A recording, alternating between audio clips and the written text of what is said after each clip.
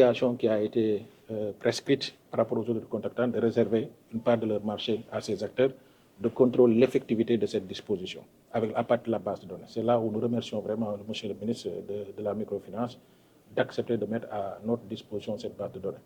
Donc l'atelier nous permettra de discuter pour identifier ces acteurs, leur domaine d'activité, mais surtout de mettre en évidence les contraintes qui font qu'ils n'arrivent pas à capter ces parts de marché qui leur reviennent de droit. Et à partir de ce moment maintenant, une fois qu'ils sont identifiés, les contraintes mises en évidence, c'est maintenant dans le cadre d'une réflexion concertée et consensuelle qu'on pourra dégager des pistes de solutions qui nous permettront demain de faire de cette réservation-là une effectivité dans la gestion de la commande publique.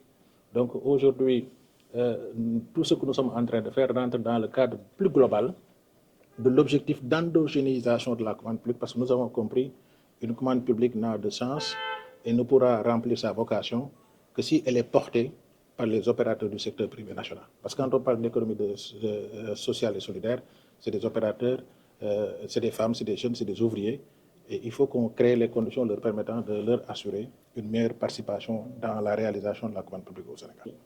Les entreprises, c'est les acteurs de l'économie sociale et solidaire. Et quand on parle d'acteurs de l'économie sociale et solidaire, c'est les ouvriers, c'est les artisans. Maintenant, après, il y a un mécanisme qui a été mis en place pour les identifier à travers ce qu'on appelle un agrément. C'est pour qu'on puisse faire la part des choses. Et la définition, elle est très claire. Monsieur le ministre l'a rappelé tout à l'heure dans son discours.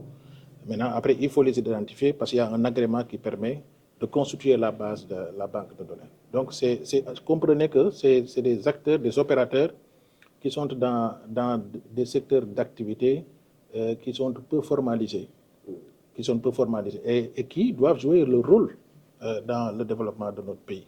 Il faut les mettre en valeur, il faut les accompagner, il faut les assister, il faut les former. Et ce que nous sommes en train de faire aujourd'hui est en lien avec ce que nous avons réussi tout dernièrement avec la DPME.